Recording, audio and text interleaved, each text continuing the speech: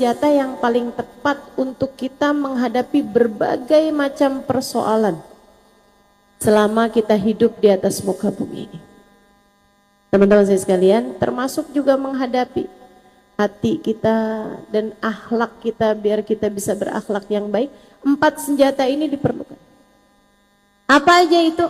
Yang pertama yang sedang kita bahas nih, Rabbi syrahli sadri. Kelapangan hati, teman-teman. Hatimu yang lapang.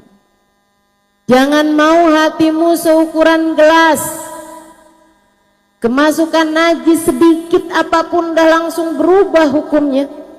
Udah langsung berubah perasaannya. Aduh, nggak bisa disentil dikit udah kayak apa gitu. Ini nggak bisa jadi orang besar nih.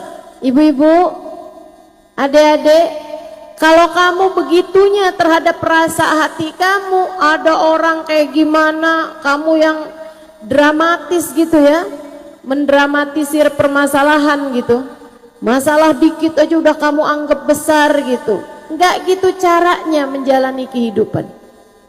Kamu mikir, saya susah nih sekarang nih, omongan orang-orang nih banyak banget nih sama saya nih. Saya setiap kali jalan mana-mana ditanyain, kapan kawin, kapan kawin. Yaudah dah, saya mau kawin aja dah, biar orang-orang gak ngomongin saya lagi. Kamu kawin kemudian, habisnya kawin emang orang berhenti? Enggak berhenti juga. Tetap aja nanya, kapan punya anak? Habisnya punya anak misalnya gitu, pertanyaannya emang berhenti? Enggak aja, ada aja. Karena memang teman-teman, katanya Imam Syafi'i, kamu nggak usah khawatir kalau diomongin orang, ya. Jangan pernah, tapi jangan sampai kamu ngomongin orang. Kenapa gitu Imam Syafi'i? Ya karena semua orang itu punya lisan dan semua kamu juga punya kekurangan gitu kan. Jadi ya biasa aja. Waktu Imam Syafi'i dibilangin, Imam, engkau habis diomong-ngomongin orang tuh, jelek-jelekin. Oh, ya nggak apa-apa. Wajar, kata Imam Syafi'i. Pantas saya diomongin orang. Kenapa gitu? Ya saya mau jadi siapa untuk nggak diomongin orang? Jika bahkan Sayyidina Hasan meninggal diracun, jika bahkan Sayyidina Husain meninggal terpenggal kepalanya, Sayyidina Umar dibunuh orang, Sayyidina Uthman dibunuh orang, Sayyidina Ali dibunuh orang. Jika bahkan Nabi Muhammad dikatain gila kok sama orang. Jika bahkan Allah subhanahu wa ta'ala, teman-teman, Allah subhanahu wa ta'ala yang menciptakan manusia, dibilangin punya istri, dibilangin punya anak. Jadi kalau orang ngomong sesuatu hal yang buruk sama kita, ya emang wajar-wajar aja, nggak apa-apa, nggak apa-apa, nggak apa-apa. Kamu kalau diomongin jelek sama orang nggak apa-apa. Yang penting berusahalah untuk kamu tidak berbicara buruk tentang orang lain. Hatimu jadiin lapang. Ibu sekalian, kalau ada orang ngomong apa-apa, ya itu tadi. Kayak ada kotoran, ada najis dilemparkan ke dalam lautan. Hatimu harus lapang. Hatimu harus luas. Kalau kamu mau peduli sama omongan orang, hidup kamu bakalan susah terus. Saya ingat ceritanya Luqman Al-Hakim. Jadi sekalian, ada anaknya Luqman ngadu sama bapaknya, Pak, saya sedih banget Pak, masa tuh Pak, ada orang bilangin saya begini. Kata bapaknya, nah biasa aja. Ya tapi Pak, saya sakit hati banget, saya dikatain seperti itu. Kata bapaknya, nak, kalau ngadepin omongan orang emang gak pernah selesai. Ya tapi ini menyakitkan hati sekali Pak. Oh sini kamu saya ajarin. Sama bapaknya diajarin, mereka bawa keledai, teman-teman saya sekalian. Kemudian bapaknya bilang, ayo nak, sekarang kamu udah naik keledainya, biar bapak yang nuntun. Oh enggak, bapak aja mendingan yang nuntun. Oh bapak aja yang naik, biar saya yang nuntun. Baiklah, biar saya nggak dibilangin anak durhaka Pak. Oh iya baik. Bapaknya yang naik. Bapaknya yang naik, anaknya yang nuntun. Lewatin orang-orang nih ceritanya. Saat lewatin orang, Assalamualaikum, Waalaikumsalam. Tapi jalan pelan-pelan sambil dengerin. Orang-orang ngomong kayak begini, bapak-bapak model zaman sekarang tuh. Bisa-bisanya naik keledai dia yang naik, anaknya yang kurus kayak begitu suruh nuntun. Ya ampun nih, bapak nggak punya kasih sayang sama anak. Nih jangan-jangan yang dimaksudkan Nabi nih. Yang paling jelek adalah orang yang keras hatinya. Dia nih. Teman-teman sih sekalian, kata bapaknya, aduh nak tuh, bapak diomongin sekarang gantian dah. Ya udah pak, iya deh. Anaknya yang naik, bapaknya yang tuntun. Lewatin orang lagi, jab sapa, tegur, kemudian dengerin. Orang-orang bilang apa? Mereka bilang, ya Allah tuh anak durhaka bener. Dia jalan sama bapaknya, bukannya bapaknya yang suruh naik, dia malah yang naik kendaraan, bapaknya yang suruh nuntun. Dasar anak durhaka. Kata anaknya, aduh pak, nggak tahan pak. Yaudah deh, ayo deh kalau gitu. Kita naikin berdua-duaan. Jadi keledai itu dinaikin berduaan. Lewatin orang lagi nih. Tegur sapa, kemudian dengerin. Orang ngomong apa? Mereka bilang, jahat banget sih sama binatang. Hatinya nggak punya kasih sayang sama binatang. Binatang sekecil itu dinaikin orang berdua. Kesian tuh binatang, liatin mukanya tuh. Sedih sampai binatangnya. Kata anaknya, ya ampun pak, kita salah lagi yuk kalau gitu kita turun dua-duanya. Jadi turun dua-duanya kagak ada yang naik nih keledainya. Lewatin orang-orang, tegur lagi. Orang-orang bilang, ya ampun goblok banget, bawa keledai kagak naikin. Ada yang benar? Gak ada yang benar. Salah mulu. Kita kalau mau ngikutin omongan orang, gak ada yang benar teman-teman. Salah terus-terusan. Ya kan begitu ya? Jadi mestinya kayak gimana sekarang? Luaskan hatimu. Gak usah dengerin omongan orang. Yang penting kamu jalan di jalan takwa, ikut perintah Allah Subhanahu wa taala, dan hatimu cintai yang seharusnya dicinta Allah Subhanahu wa taala dan Rasulnya, dan semua orang yang cintamu kepadanya membawamu kepada cinta pada Allah. Dah gitu aja. Enak jadinya hidup kamu teman-teman.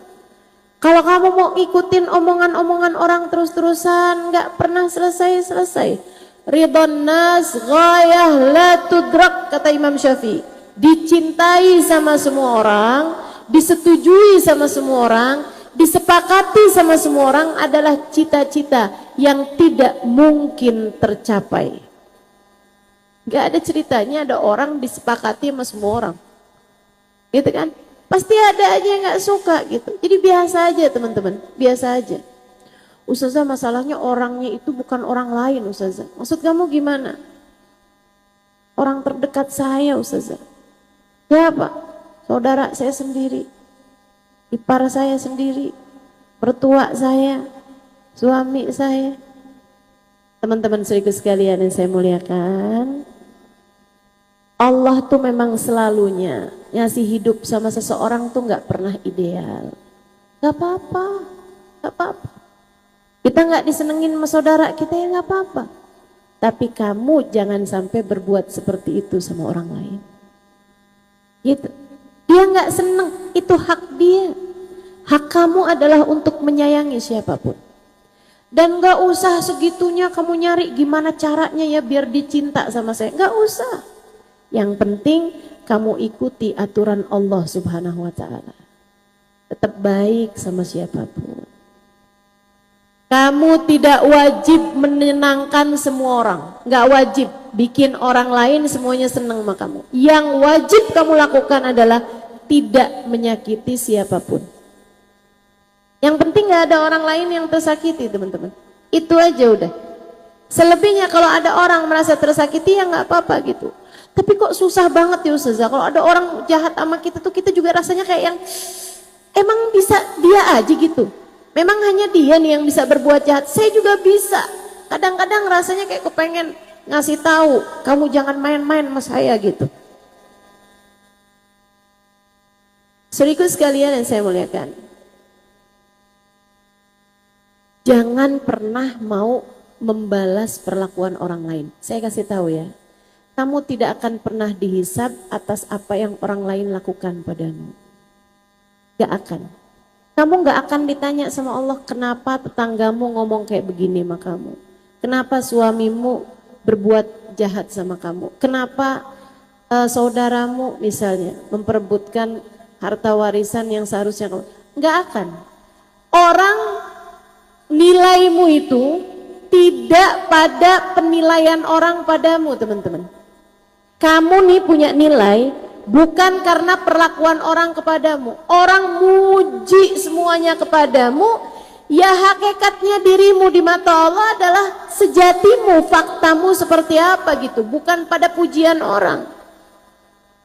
Akan tetapi nilai kamu itu ada pada bagaimana kamu memperlakukan orang lain. Gitu ya. Nilai kamu bukan pada pandangan orang lain kepadamu, akan tetapi nilaimu ada pada bagaimana kamu berbuat kepada orang lain. Itu. Kalau orang lain berbuat jahat bahkan kepada Nabi Muhammad, orang berbuat jahat sama Nabi. Kan begitu? Sama orang-orang mulia semuanya orang-orang juga mendapatkan perlakuan buruk dari orang lain. Akan tetapi apakah kamu pernah dengar bagaimana Nabi Muhammad berlaku buruk kepada orang lain? Nggak pernah. Nabinya nggak pernah bikin buruk sama orang lain. Orang lain bikin buruk ya biasa-biasa aja. Jadi kalau ada orang jahatin kita, ada orang jelekin kita, ya udah nggak apa-apa. Apalagi kalau orang jelekin saya dengerin, saya lebih jelek kok daripada yang dia sangkakan. Jadi nggak apa-apa gitu. Emang siapa kita sih sampai semua orang muji-muji kita, semua orang senang sama kita? Ada yang nggak senang sama kita ya wajar. Begitu ya. Jangan sampai nih ada ibu-ibu atau teman-teman kita yang kalau dijahatin sama orang lain, liatin.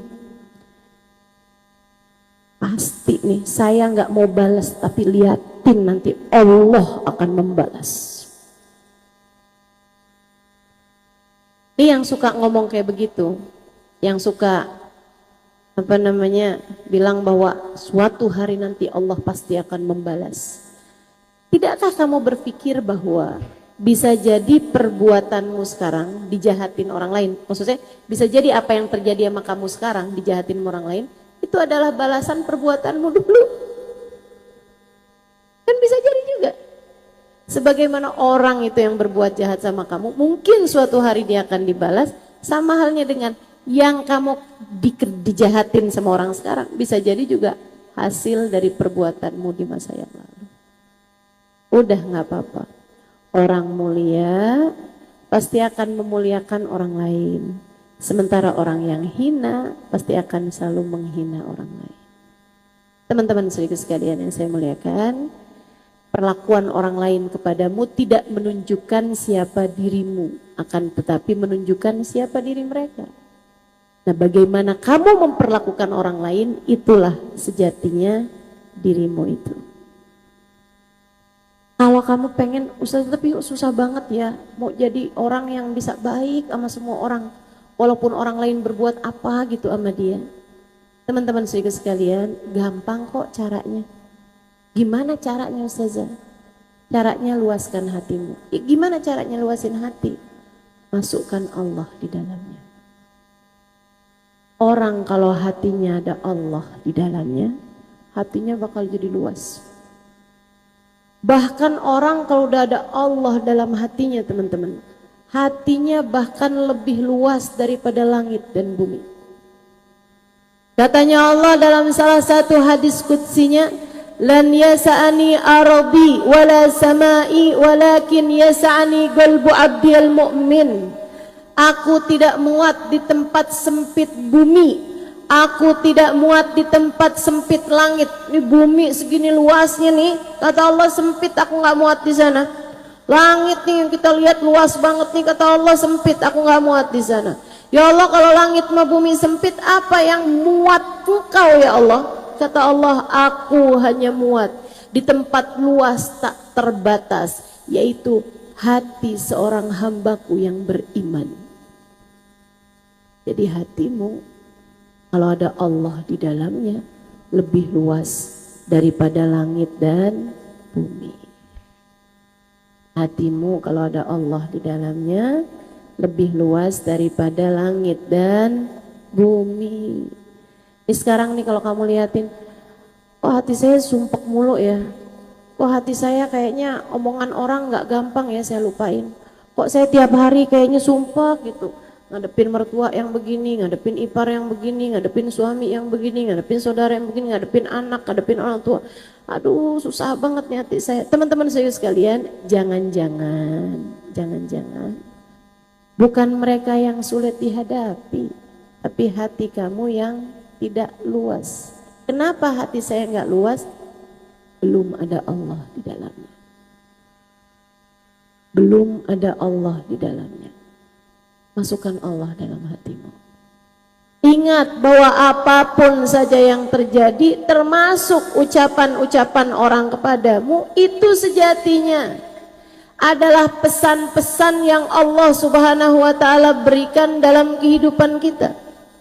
Teman-teman sekalian saya muliakan, kamu harus ngerti satu hal, bahwasanya la mani'a lima a'taita wa la mu'tiya lima mana'ta wa la radda lima qadaita.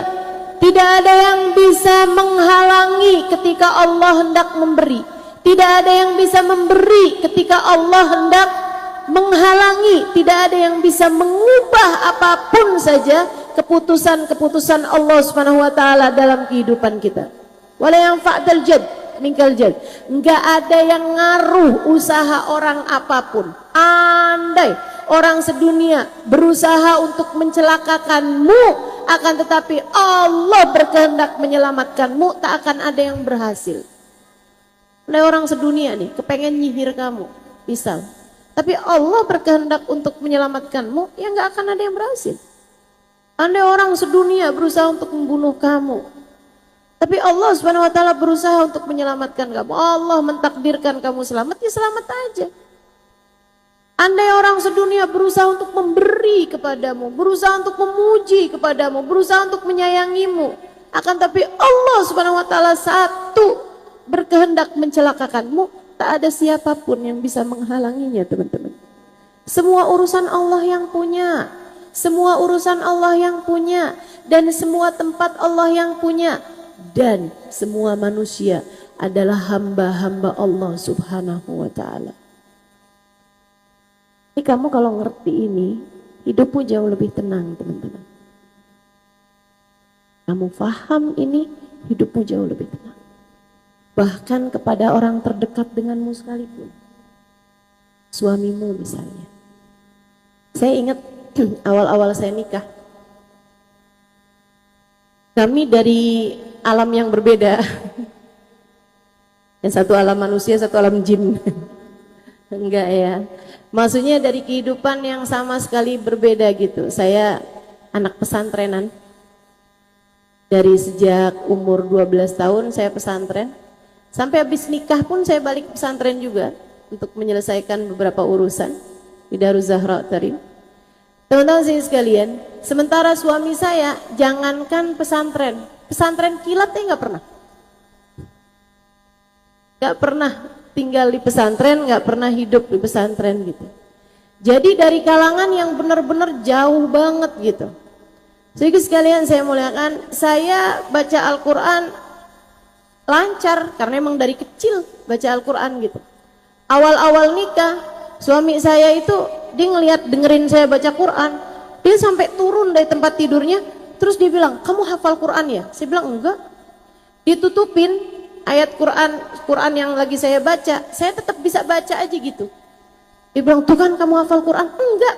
Dia nuduhnya malah nuduh hafal Quran. Bagus bener tuduhannya ya. Saya bilang enggak, saya enggak hafal Quran. Ini saya tutupin, kamu tetap bisa baca. Yang ditutupin bukan yang saya baca.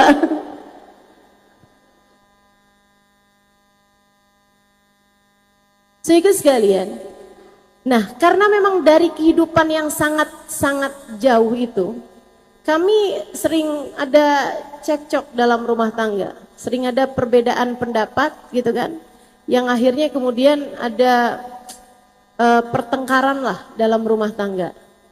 Itu kalau udah bertengkar, dia kerasin suara gitu kan. Saya rasanya juga kayak yang, saya bener kok gitu.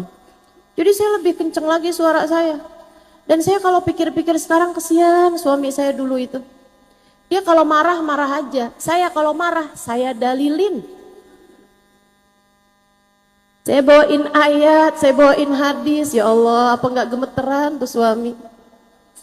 Nasib punya istri ustazah.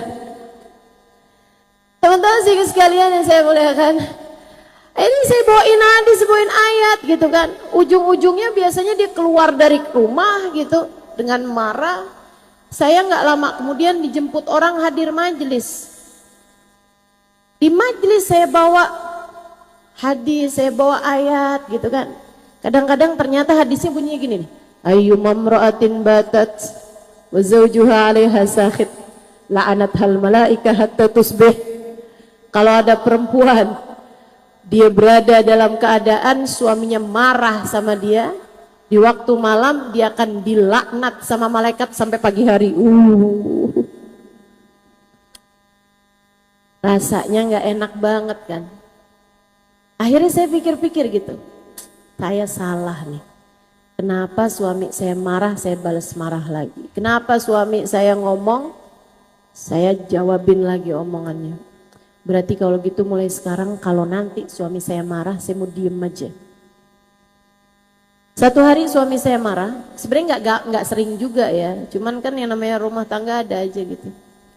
Satu waktu dia marah, saya diem aja. Terus dia ngomong kayak begini, kok kamu diem aja? Saya bilang, kamu marah saya jawab salah, kamu marah saya diem juga salah. Dia bilang, kamu tuh memang diem mulutnya, tapi muka kamu tuh semuanya protes. Salah juga ternyata gitu kan. Ya Allah. Sampai satu hari, dia ada ngomong kayak gini nih sama saya. Pas lagi dia negur sesuatu gitu, dia lagi marah gitu kan. Terus dia bilang kayak gini, Alimah, kamu ini kan ustazah. Tiap hari kamu selalu yang didengarkan. Kadang-kadang kamu nggak bisa lihat sesuatu sesuai dengan faktanya. Ketika saya suamimu menegur kamu, bisa jadi ini adalah cara Allah untuk menegur kamu gitu. Saya pikir-pikirin, iya juga ya. Kok saya selama ini sudah bisa mempraktekkan bahwa semua manusia hambanya Allah. Semua hambanya Allah harus saya sayangi. Kenapa kok sama suami saya malah seringkali kebawa emosi. Seringkali lebih baper kebawa perasaan saya gitu. Iman rasanya tidak sampai kepada urusan saya dengan suami nih. Urusan saya sama orang lain bisa gitu, tapi urusan nama suami ini kayaknya belum masuk nih gitu. Saya pikirin gitu, saya ingat-ingat gitu kan. Beberapa teguran suami selama ini, iya juga ya bisa jadi itulah cara Allah untuk membuat hidup kita jadi lebih baik. Iya deh. Saya latih terus, saya latih untuk ngingetin diri saya bahwa apapun ucapan orang, sejatinya itu adalah cara Allah untuk menegur kita. Sebab semua manusia adalah hambanya Allah. Semua manusia hambanya Allah. Teman-teman saya sekalian, sama Imam Ash-Shibli diajarin, kalau ada orang berkata baik tentang kita, kita bilang, ya Allah, jadikanlah saya lebih baik daripada apa yang dia sangkakan. Dan jangan hisab saya atas apa yang mereka ucapkan. Kalau ada orang berkata buruk kepada kita, juga kita minta pada Allah SWT, ya Allah jadikanlah saya tidak seperti yang mereka sampaikan gitu. Tapi artinya Imam Shibli itu ngajarin kita bahwa orang ngomong itu sejatinya dari Allah SWT juga gitu. Kalau ada orang ngomong buruk, ya Allah jangan jadikan saya seperti itu ya Allah. Karena kita tahu bahwa ini ucapan ini bisa keluar dari orang, juga ada inian Allah gitu. Liyabluwakum ayyukum ahsanu amala. Teman-teman sekalian yang saya muliakan, dan ketika orang berbicara baik tentang kita, juga belum tentu kitanya kayak begitu kan. Bapak Bahia sering kali mengingatkan saya, kata beliau Halimah, ujian orang kepadamu Bukan karena kamu berhak atas itu, tapi karena Allah Subhanahu wa taala telah menutup aib-aibmu. Kita tuh kayak begitu kok. Andai dosa itu ada baunya teman-teman, belum tentu ada orang mau deket sama kita. Betul nggak? Andai hatimu tuh rasa buruk sangka gitu kan, kemarahan, persangkaan buruk pada orang lain, andai ada baunya, belum tentu ada orang mau ada di samping kita. Jadi sekalian saya muliakan. Jadi saya ingetin itu terus, ingetin. Semua manusia hambanya Allah, semua yang disampaikan orang adalah pesan-pesan Allah buat saya gitu. Sampai satu hari pas suami saya marah lagi, saya dengerin gitu. Ini dia nih pesan Allah nih. Kamu tuh kurang perhatian. Iya banget nih, emang ya Allah. Banget kurang perhatian. Gimana? Oh, emang saya kurang perhatian. Doain saya ya, gimana dong caranya? Dia bilang ya udah, kamu apa-apa itu mesti perhatian. Lah segitu doang nggak jadi marah. Padahal saya udah siap-siap. Rabbi syrahli. Kita kalau segala sesuatu kita kembalikan kepada Allah Subhanahu wa taala, jadi lapang hidup kita teman-teman. Ingat Allah aja. Enak. Ingat Allah aja. Enak. Orang-orang paling bahagia di atas muka bumi ini karena mereka sudah bisa berpikir seperti apa yang tadi saya sampaikan. Semua orang hambanya Allah. Sampai ada satu kisah yang pernah disampaikan Sayyidil Habib Umar bin Hafid. Tentang ada salah satu habaib, teman-teman. Dia lagi tidur di dalam rumahnya kemasukan maling. Maling udah mulai buka-buka laci ini apa segala macam. Habibnya lihat tuh, ini ada maling nih masuk dalam kamar saya gitu. Tapi Habib itu betul-betul ngelihat seseorang tuh semua hambanya Allah. Pas Habibnya gerak gitu, malingnya ketakutan sembunyi di bawah kolong. Bawah kolong tempat tidurnya Habib. Habib di atasnya, dia sembunyi di bawah kolongnya situ. Enggak lama kemudian berkumpul arwah para wali-walinya Allah. Enggak lama sudah itu. Karena wali-walinya Allah itu kan memang kehidupannya enggak sama kita ya. Ruhnya tuh bisa silaturahmi gitu. Badannya lagi tidur nih, ruhnya bisa kemana-mana. Sehingga sekalian saya muliakan, jadi arwah para wali-wali berkumpul. Mereka berdiskusi rapat di barengan sama Habib ini tadi nih. Dia bilang hari ini ada wali abdal yang meninggal dunia. Nah wali abdal itu kalau meninggal dunia kayak semacam dia wali misalnya kayak camat atau lurah atau bupati gitu loh. Yang kalau meninggal dunia harus cepet-cepet diangkat gantinya. Dan kalau wali abdal tuh meninggal dunia itu gantinya adalah yang diusulkan oleh para wali-wali di bumi. Nah wali-wali itu rapat barengan sama Habib yang si maling ada di bawah tempat tidurnya nih. Siapa ya? Waliullah yang kita minta sama Allah, orang yang kita minta sama Allah untuk menggantikan waliullah yang meninggal dunia ini. Siapa kira-kiranya? Kita mau ngajuin siapa nih? Untuk jadi wali abdal, pengganti wali yang meninggal ini tadi. Mereka rapat-rapat, siapa enaknya Bib? Si ini enggak kayaknya, si itu belum kayaknya, si ini terlalu kecil umurnya, si ini masih belum nih mereka nih Daud. Habibnya kemudian, saya tahu nih siapa. Siapa Bib? Suwairikuna tahta sarir. Maling kecil saya aja nih di bawah tempat tidur. Maling kecil kita di bawah tempat tidur gimana? Oh gitu. Ada orang lain nih. Nih di bawah tempat tidur saya ini ada. Ayo kalau gitu kita mintain sama Allah.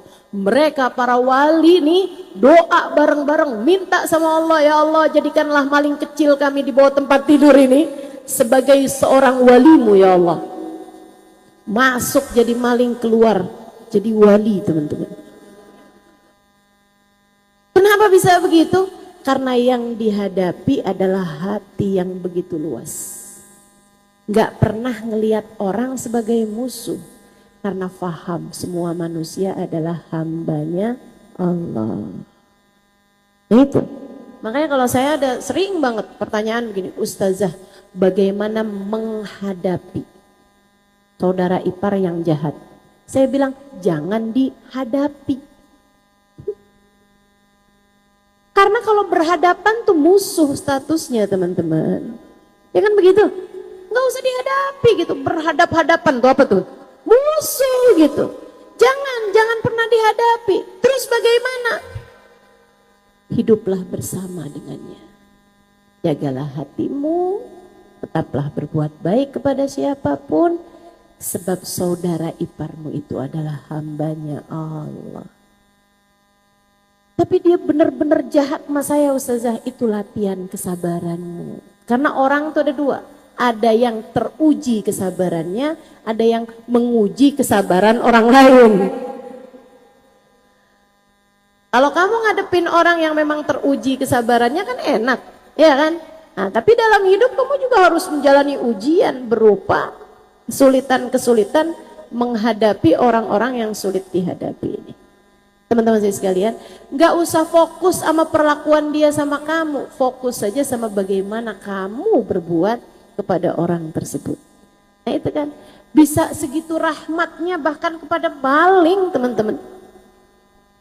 Bisa segitu sayangnya bahkan kepada maling teman-teman. Kenapa begitu? Karena nggak pernah menghadapi orang lain. Karena menganggap semua manusia adalah hambanya Allah. Termasuk suami kamu, dia hambanya Allah, hambanya Allah teman-teman. Jadi kamu lihat suami kamu adalah pena yang bergerak dalam kendali Allah. Hati suamimu berada dalam genggaman Allah. Gak usah berlebihan nyari cinta suamimu, gak usah. Dan kalaupun itu yang kamu inginkan, menjadi seorang perempuan yang dicinta oleh suamimu, tenang teman-teman, hati suamimu berada dalam genggaman Allah. Kamu nyari aja ridhonya Allah, insya Allah. Kalau Allah ridho padamu, Allah akan jadikan hati suamimu pun juga ridho sama kamu. Itu enak kan? Siapapun aja kayak gitu teman-teman. Mau dia seburuk apapun perlakuannya kepadamu, tenang aja, tenang aja. Semua kendali urusan ada pada Allah Subhanahu wa Ta'ala. Itu yang dicontohkan sama para ulama-ulama kita. Itu yang dicontohkan sama orang-orang hebat yang ada di atas kita. Lihat tuh Sayyidina Ali Zainal Abidin. Sehingga sekalian, beliau ini cucu Nabi Muhammad, anak dari cucu Nabi Muhammad alaihissalam, anaknya Sayyidina Husain bin Ali bin Abi Thalib. Pernah beliau masuk dalam masjid, lagi sholat di masjid, ada salah satu orang pedagang ya, ada orang dagang, habis itu dia lagi mampir ke kampung tersebut itu, dia numpang sholat di situ, di masjidnya itu, kemudian dia lelah banget, capek banget, dia pun tidur di situ dan uangnya, kantong uangnya, itu ada di samping dia gitu. Saat bangun tidur, itu kantong uangnya nggak ada lagi sama dia karena temennya dia di kampung tersebut itu masuk juga ke masjid itu. Dia lihat, ya ampun, ini teman kita nih, ada kantong duit di sampingnya tergeletak begitu aja. Yaudah kita simpenin aja daripada hilang, disimpenin sama temennya, dibawa pulang nih sama temennya nih. Karena abisnya dia dari masjid itu juga mau mampir ke rumah temennya ini, nanti dibalikin gitu kan. Si orang tadi nih dari sebelum dia tidur sampai dia bangun tidur, saat itu nggak ada orang lain di masjid tersebut kecuali Sayyidina Ali Zainal Abidin yang memang lagi sholat sunnah di situ. Jadi dia, kok duit saya nggak ada nih? Pas dilihat, dia ngerasanya kan orang zaman dulu nggak ada jam teman-teman. Jadi dia ngerasanya kayak yang tidur baru sebentar gitu. Padahal kan orang kalau lagi capek banget tidur lama juga dia berasanya sebentar kan. Dilihat, oh nih dia nih. Ini orang nih lagi sholat nih, padahal dia nih yang ngambil duit saya nih. Sayyidina Ali Zainal Abidin. Samperin lama dia, Pak, balikin duit saya. Nggak boleh Bapak tuh ngambil uang saya. Saya tadi tidur nih. Dari mulai saya tidur tadi sampai saya bangun yang di masjid cuman Bapak doang. Balikin Pak duit saya Pak. Sayyidina Ali Zainal Abidin, kenapa Pak? Kembalikan uang saya tuh, Bapak ngambil uang saya. Pak, jangan buka aib orang Pak. Ya udah makanya saya nggak akan buka nih aib Bapak nih. Balikin duitnya. Ada berapa ya Pak di situ Pak? Ada tuh 10 juta misal gitu ya. Ya udah Pak, ayo Pak. Dibawa keluar sama Sayyidina Ali Zainal Abidin, pulang ke rumah Sayyidina Ali Zainal Abidin. Sayyidina Ali Zainal Abidin kebetulan punya uang di situ dalam jumlah yang sama, diiketin, masukin kantong, kemudian balikin. Pak, udah ya Pak, jangan ribut-ribut Pak, kita tutup aja aibnya orang Pak. Iya, dibalikin juga. Pas dia balik ke rumahnya temennya, dia pergi ke rumah temennya, sama temennya dibalikin. Nih, kamu tuh sembarangan aja tidur, kantong uang kamu tergeletak begitu aja. Lah, diambil sama kalian. Ya iyalah, daripada hilang. Lah terus siapa tuh orangnya tuh? Yang dia nggak ngambil uang saya tapi dia balikin. Emang ada? Ada satu orang yang dari awal saya tidur, dia tuh lagi sholat aja di situ. Pas saya bangun nggak ada juga orang lain selain dia, jadi saya tuduh dia gitu. Kalau dia nggak ngambil kok dia balikin? Orangnya kayak apa? Begini. Astagfirullah, astagfirullah, ente kena cucu Nabi Muhammad. Sayyidina Ali Zainal Abidin, astagfirullah, ya Allah nih gimana nih saya nih. Ya udah kalau gitu kamu balikin duitnya, kamu minta maaf ya Allah, temenin yuk. Gak mau saya. Akhirnya di sendirian tuh berangkat ke rumahnya Sayyidina Ali Zainal Abidin. Bilang maaf Tuhan, nangis dia. Maafkan saya. Saya telah menuduhmu begitu aja, maafkan saya. Dia balikin duitnya. Sayyidina Ali Zainal Abidin, ini saya bayangin ya, kalau orang kayak Sayyidina Ali Zainal Abidin gak lihat orang sebagai semua manusia hambanya Allah. Kalau kita yang kayak begitu gitu dituduh, kita udah balikin, ternyata orangnya baru tahu kalau bukan kita yang ngambil. Waduh, udah tuh viral bakalannya. Teman-teman sekalian, pasti kita akan bilang, makanya kamu tuh orang jangan sembarangan aja nuduh. Kamu gak tahu siapa saya. Sayyidina Ali Zainal Abidin begitu dibalikin gitu kan uangnya, kata Sayyidina Ali Zainal Abidin, ambillah ini, nahnu gom idza nu'ti lam nastarid. Ambil itu sebagai hadiah dari saya. Kami adalah orang-orang yang kalau udah ngasih gak bakalan kami ambil balik lagi. Cucu Nabi Muhammad SAW dengan akhlak nubuwah, akhlak kenabian. Kenapa mereka bisa akhlaknya sebaik itu teman-teman? Itu dia, karena hatinya sangat luas. Hatinya ada Allah di dalamnya, luas karena ada Allah di dalamnya.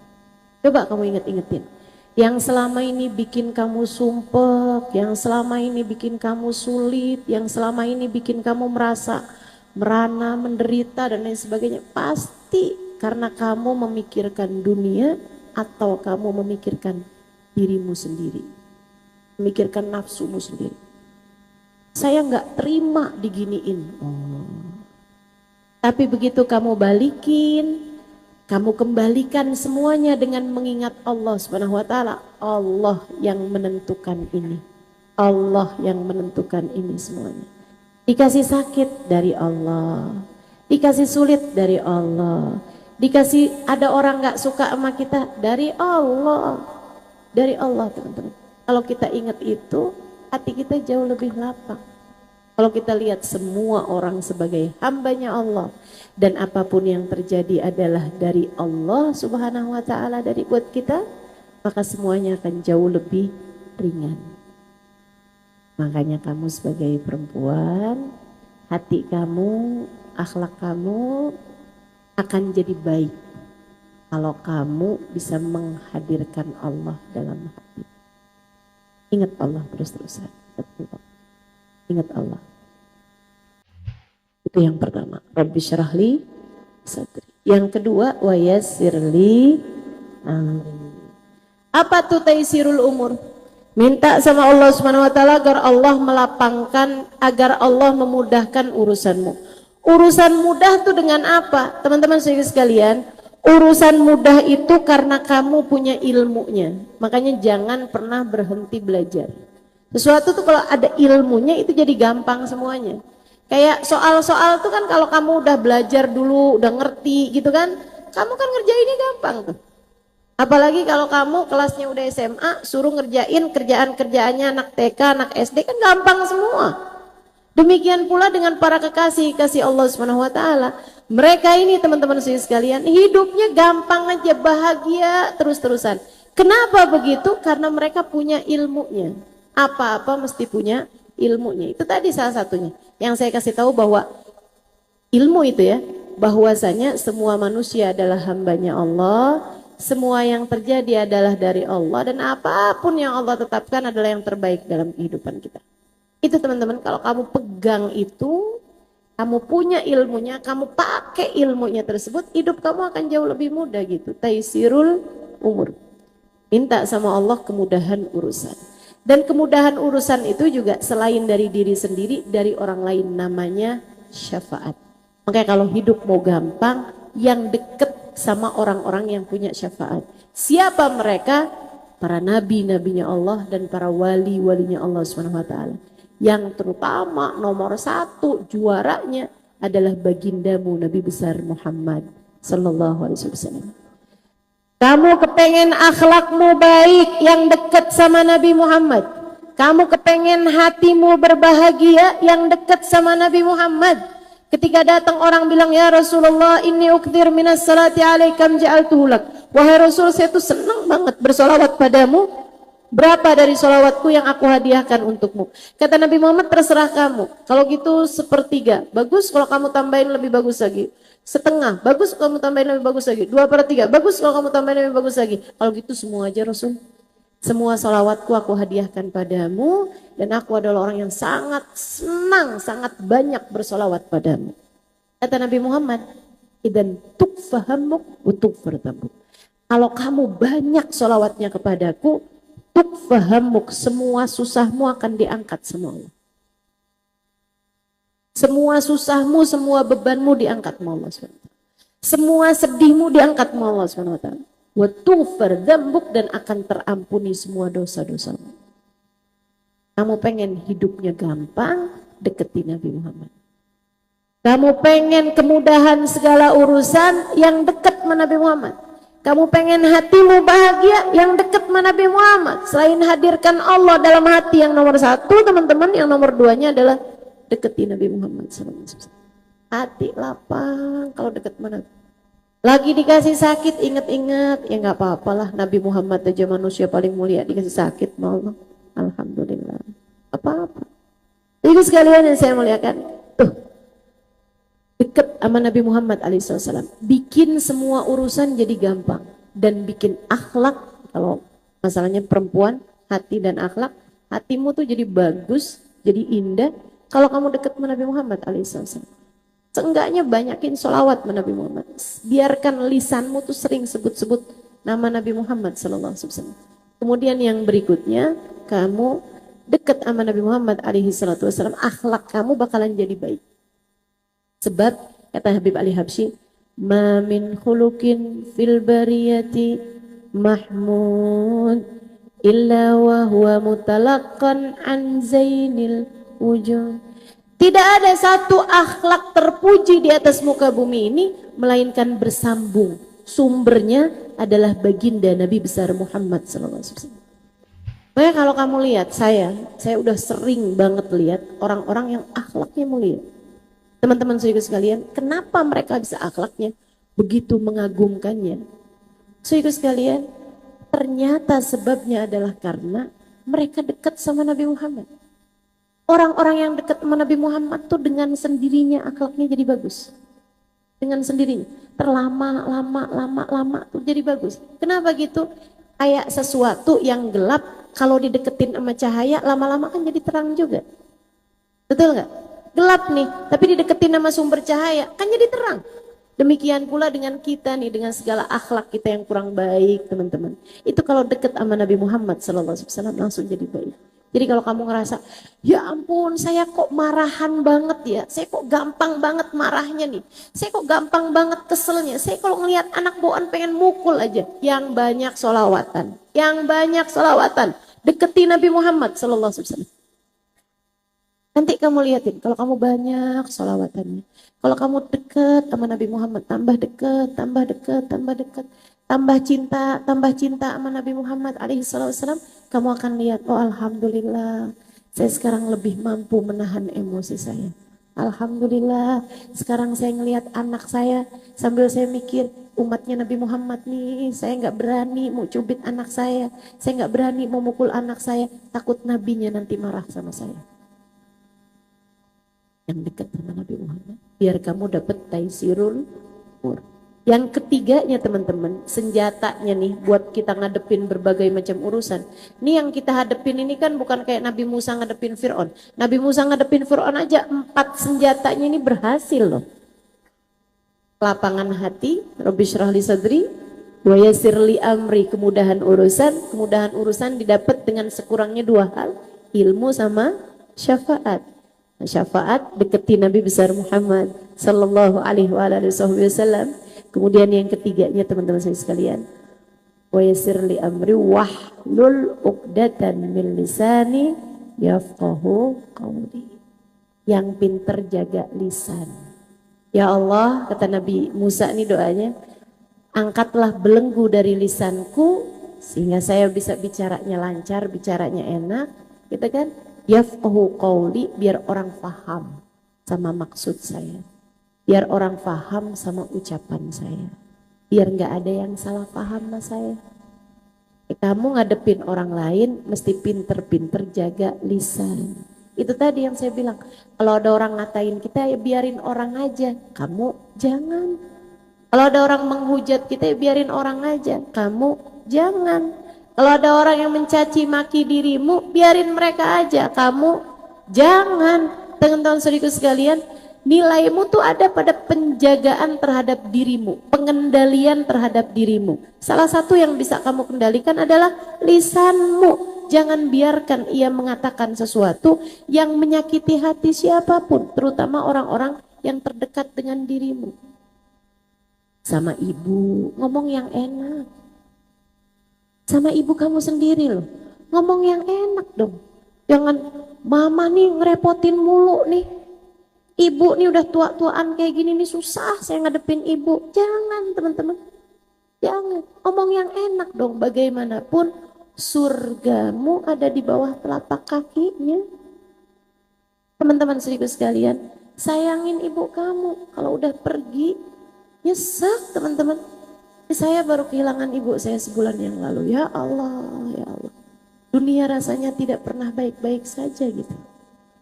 Sedih. Yang masih pada punya orang tua nih, ayo dah pakai kesempatannya. Bicara yang enak sama orang tua. Gimana ya Ustazah bicara yang enak tuh? Kadang kalau lamaan saya emang tinggalin sama orang tua, karena lama-lama ngomongnya jadi nggak enak gitu sama orang tua saya. Teman-teman ibu sekalian, ingat Allah. Ingat Allah. Ingat Allah. Kamu memang gak bisa milih dari orang tua macam apa kamu lahir di atas muka bumi ini. Tapi kamu bisa memilih perlakuan kamu kepada orang tuamu yang baik sama orang tua. Nanti kalau mereka pergi nyesel. Nanti kalau mereka berpulang ke rahmatullah nyesel. Teman-teman saudara sekalian, bagaimanapun ibu kamu memang bukanlah orang yang sempurna. Akan tetapi dia adalah seorang perempuan yang menyayangimu dengan sempurna. Sayang. Orang tua kamu sama kamu tuh sayang. Meskipun memang enggak kayak orang zaman sekarang ya, yang suka bilang I love you sama anaknya, kan enggak. Orang tua kita kan disuruh bilang I love you sama kita gitu.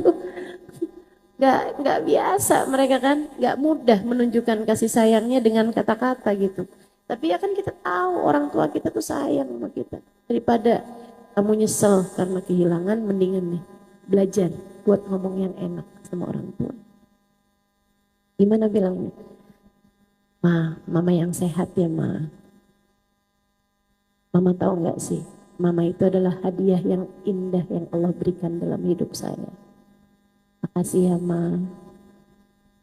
Pasti mama doain saya kan, makasih ya ma. Teman-teman sekalian, ngomong yang enak sama orang tua. Surga kamu ada di bawah telapak kaki mereka gitu. Yang baik sama orang tua. Insya Allah. Nih kemampuan jaga lisan. Sama suami juga gitu. Ngomong yang enak. Wahlul 'uqdatan min lisani. Saya nggak bisa gitu Ustazah. Minta sama Allah. Minta sama Allah. Ya Allah. Jadikan saya bisa bicara yang bagus ya Allah. Ustazah minta nggak gitu sama Allah? Minta teman-teman. Saya minta sama Allah. Selalu saya minta sama Allah, ya Allah, bikin saya bisa menyampaikan sesuatu yang bermanfaat, yang membahagiakan semua orang. Teman-teman suiku sekalian saya muliakan, ngomong sama suami yang enak gitu. Bang, abang tahu nggak? Andai waktu bisa kuulang, tak akan kupilih siapapun untuk menjadi pendamping hidupku.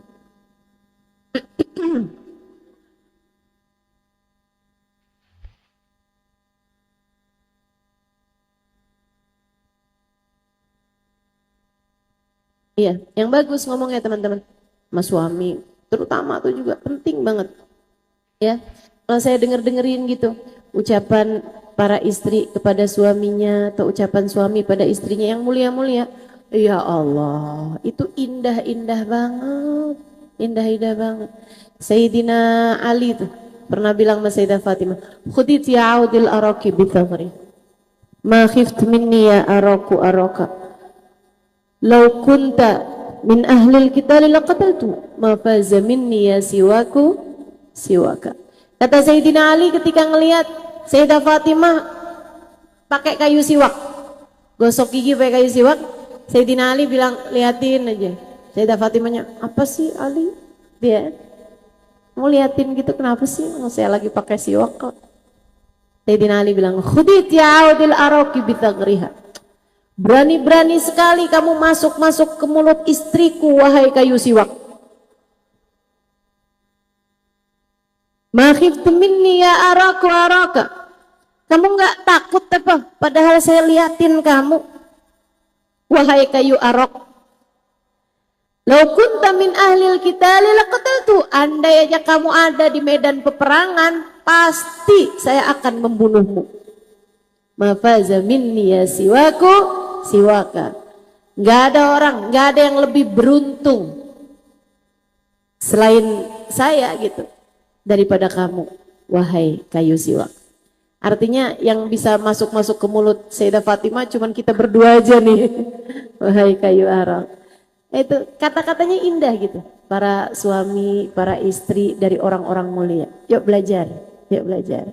Ya, bilang sama suaminya, kamu selalu jadi seseorang yang bisa saya andalkan. Gitu kan?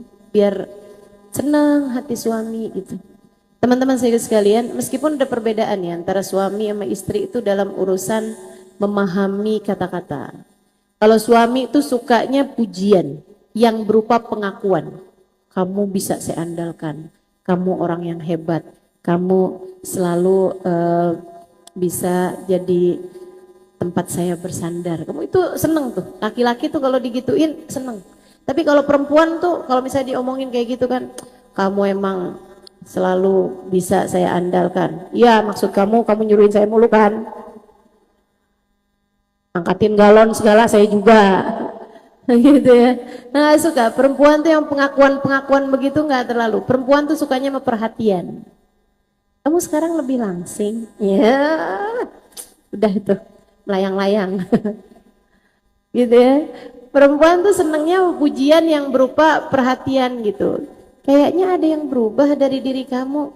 Oh, kamu ini ya, model rambutnya kamu ganti. Pantesan kamu kelihatan lebih cakep. Oh, demen banget tuh perempuan digituin. Diperhatikan gitu kan ya. Mudah makan. Itu perempuan kalau ditanyain gitu tuh senang. Mudah makan. Makan apa tadi? Gitu kan. Demen perempuan digituin teman-teman. Tapi kalau laki-laki ditanyain, kamu udah makan? Curiga aja. Gitu. Jadi memang ada perbedaan-perbedaan gitu. Kita mesti pelajari teman-teman. Pelajari bahasa cinta suami kita. Pelajari bagaimana kamu berbincang-bincang dengan anak-anak kamu gitu. Ngobrol yang enak sama anak-anak teman-teman saya sekalian. Itu bagian dari wahlul uqdatan milisani. Saya sekalian saya muliakan. Nah kalau kamu tanya sama saya, Ustazah gimana caranya biar saya bicaranya enak? Saya kasih tahu. Saya kasih tahu cara menjadi pembicara yang baik. Ya, kalau kamu tanya sama saya, bagaimana cara menjadi pembicara yang baik? Jawabannya adalah jadilah pendengar yang baik. Kamu baru akan bisa bicara dengan baik kalau kamu selama ini menjadi pendengar yang baik. Dengerin suami kamu, dengerin anak-anak kamu, dengerin, cari tahu apa sih yang mereka inginkan. Cari tahu apa sih yang ingin mereka dengar. Sehingga ketika kamu bicara itu tidak berbicara atas nama kamu terus. Akan tetapi atas nama dia terus. Dan orang tuh senang mendengarkan sesuatu yang ingin mereka dengar. Teman-teman saya sekalian, yang sering terjadi kesalahpahaman dalam berkomunikasi itu adalah kita tuh kalau bicara sama anak mewakili apa yang kita inginkan. Jadi kita tuh yang dengerin mama. Mama ini adalah mama kamu. Dengerin ya. Kalau mama ngomong tuh dengerin. Tuh HP-nya tuh taruh dulu. Dengerin mama mau ngomong. Itu kita gitu. Kita tuh seringnya ingin didengar, bukan ingin mendengar. Tapi kalau misalnya kita ingin mendengar anak-anak kita gitu kan. Nah, apa kabar? Gimana hari ini tadi?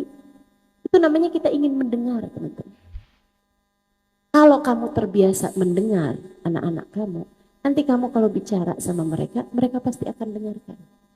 Karena kamu mewakili apa yang ingin mereka dengar. Jadi sekalian saya muliakan, komunikasi yang baik antara kamu sama anak.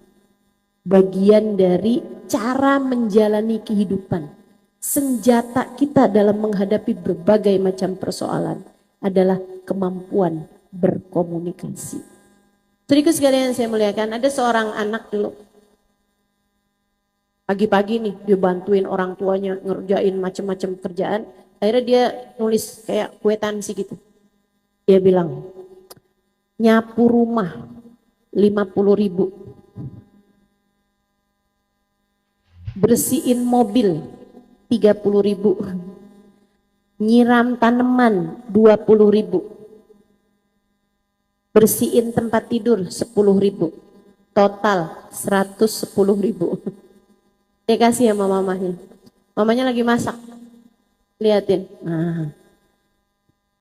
Diambil bolpen sama mamanya, ditulis di sebaliknya. Ditulis di sebaliknya. Dia bilang, mengandungmu 9 bulan. Gratis. Melahirkanmu setengah nyawa mama. Gratis. Menyusuimu 2 tahun. Gratis. Terjaga malam-malam mama karena kamu sakit. Gratis. Anaknya baca itu. Terus diambil bolpen lagi. Lunas. Komunikasi yang baik, teman-teman. Komunikasi yang baik. Gitu. Antara keluarga kita yang enak gitu. Yang enak. Liatin suami senyum. Kalau dia tanya, kamu ngapain senyum-senyum? Seneng jadi istri kamu. Bisa begitu? Insya Allah. Gitu ya. Yang bagus komunikasinya. Wahlul 'uqdatan min lisani yafqahu qawli. Yang terakhir, waj'al li waziran min ahli Haruna akhi ushdud bihi azri wa asyriku fi amri kay nusabbihaka katsira wa nadhkuraka katsira innaka kunta bina basira. Ya Allah, jadikanlah saya ini punya wazir, punya pembantu untuk saya menghadapi Fir'aun ini, gitu ya, dari kalangan keluarga saya. Artinya yang nomor 4 adalah bersama-sama. Teman-teman saya sekalian, kita ini kalau sendirian lemah. Ada banyak urusan tuh yang kita mesti ngerjainnya bersama-sama. Termasuk kayak bikin majelis kayak begini nih. Ngadain majelis kayak begini. Nggak bisa satu orang sendirian, harus bahu-membahu. Harus bareng-barengan gitu kan. Nah itu kalau bareng-barengan tuh semuanya bakal berjalannya dengan mudah, dengan lancar, dengan enak gitu. Termasuk kamu berkeluarga. Teman-teman sekalian, partner dalam kebaikan. Itu yang disebut sama Nabi Muhammad SAW terhadap konsep pernikahan. Nabi itu, saya suka dengar-dengar nih, orang-orang kalau bilang tuh kan, jadilah makmum yang baik bagi suamimu. Suami adalah imam dalam berkeluarga gitu. Istri adalah makmum, kan semacam itu ya. Teman-teman sekalian, kalau saya pelajari dari hadis-hadisnya Nabi, saya pelajari dari ayat-ayat Al-Quran gitu, gak ada loh yang menunjukkan bahwa istri itu wallahu a'lam ya, tapi dari yang saya pelajari selama ini, saya belum pernah dapetin kayak nas-nas ayat atau hadis yang menunjukkan bahwa istri itu adalah makmum gitu. Enggak gitu. Konsepnya tuh ternyata enggak gitu.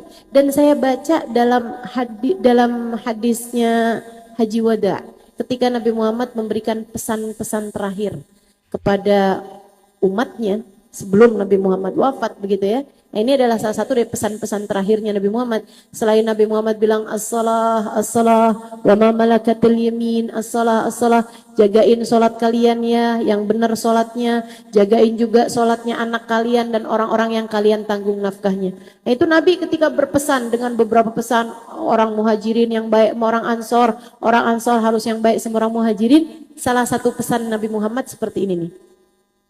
Ya ayyuhan nas, usikum bin nisa'i khaira. Wahai sekalian manusia, kata Nabi. Nih para sahabatku dengerin saya, kata beliau, sekalian manusia. Itu Nabi kalau pesan ya ayyuhan nas itu artinya bukan hanya kepada kalangan sahabat-sahabatnya, akan tapi kepada semua umatnya sampai bawah-bawah semuanya. Apa pesan Nabi? Usikum bin nisa'i khaira. Yang baik sama istri kalian. Yang baik sama istri kalian. Seneng gak sih kita tuh sama Nabi Muhammad, suami kita udah dikasih pesan loh buat baik sama kita. Usikum bin nisa'i khaira. Berbuat baiklah kalian kepada istri kalian. Kemudian Nabi Muhammad sudah menyampaikan nih tentang istri itu siapa sih buat suaminya.